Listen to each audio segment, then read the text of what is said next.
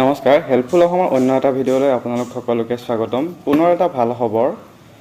অসমৰ বহুকেইখন জিলাতে অংগনবাড়ীৰ চাকৰি মুকলি কৰি দিয়া হৈছে, য'ত মহিলাসকলৰ বাবে বহুতেই সুবিধাজনক। এই চাকৰিটোৰ কাৰণে আপোনালোকে কেনেদৰে এপ্লাই কৰিব লাগিব, কেনেদৰে ফৰ্ম ফিল আপ কৰিব লাগিব, এই ভিডিঅ'টোত তাৰ সবিশেষ আলোচনা কৰিম। আৰু এই ভিডিঅ'টো যদি ভাল পায় এটা লাইক কৰিব, আৰু যদি চেনেলটোত নতুনকৈ আহিছে তেতিয়াহ'লে চেনেলটো ছাবস্ক্ৰাইব কৰি বেল বটনটো প্ৰেছ কৰি ৰাখিব।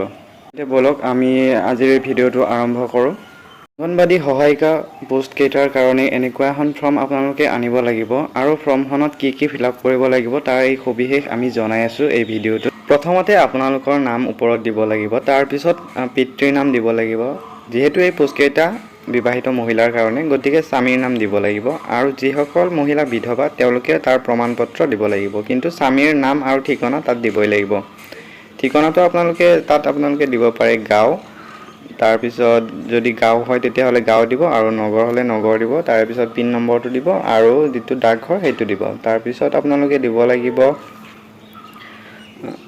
আৰক্ষী চকী বা থানাখনৰ নামটো আপোনালোকে দিব লাগিব। আপোনালোকৰ যিখন থানাৰ অন্তৰ্গত সেইখন থানাৰ আপোনালোকে নামটো দি দিব। তাৰপিছত জিলাখনৰ নামটো আপোনালোকে দিব লাগিব। জিলা আৰু গাঁও পঞ্চায়তৰ নামটো একেলগে আপোনালোকে তাত লিখি দিব।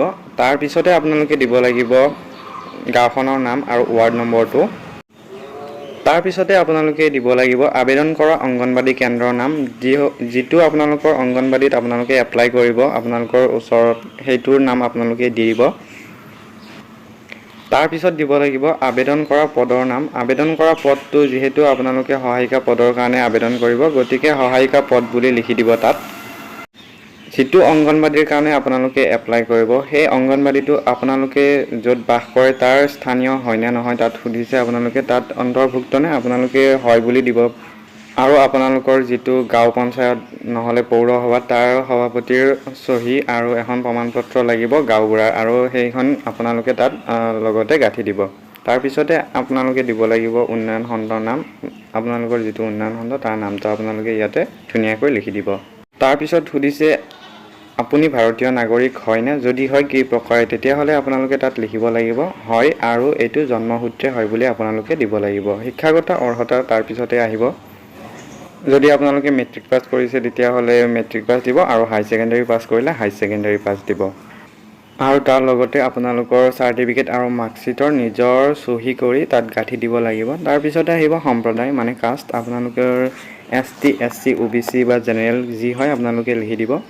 তাৰপিছত ধৰ্মীয় পৰিচয় হিন্দু, মুছলিম, শিখ আপোনালোকে যিটো ধৰ্মৰ তাত স্পষ্টকৈ লিখি দিব। তাৰপিছত আপোনালোকৰ যোগাযোগ নম্বৰ বিচাৰিছে, যোগাযোগ নম্বৰ আপোনালোকৰ মোবাইল নম্বৰটো দি দিব। তাৰপিছতে আহিব যে 1 জানুৱাৰী 2022 আপোনাৰ বয়স কিমান। আপোনাৰ বয়স যদি 22 বছৰ তেতিয়াহ'লে 22 বছৰ কিমান মাহ হৈছে আপোনালোকে লিখি দিব। তাৰপিছত আহিব কৰ্ম অভিজ্ঞতা, যিটো আপোনাৰ যদি আছে তেতিয়াহ'লে দিব লাগিব আছে বুলি, আৰু যদি নাই বুলি দিয়ক, আৰু যদি আছে তেতিয়াহ'লে প্ৰমাণপত্ৰখন তাৰ লগতে গাঁঠি দিব লাগিব। তাৰ তলত আপোনালোকে দিব লাগিব যিটো সুধিছে আপুনি বিশেষভাৱে অক্ষম নেকি, আৰু যদি আপুনি অক্ষম হয় তেতিয়াহ'লে হয় বুলি দিব, আৰু যদি নহয় বুলি দিয়ক। তাৰপিছত সুধিছে আপুনি শাৰীৰিক আৰু মানসিকভাৱে সুস্থনে, যদি হয় তেতিয়াহ'লে এখন ডক্তৰৰ পৰা লিখা আনি কিনে তাৰ লগত গাঁঠি দিব লাগিব, আৰু যদি নহয় তেতিয়াহ'লেও দিব লাগিব।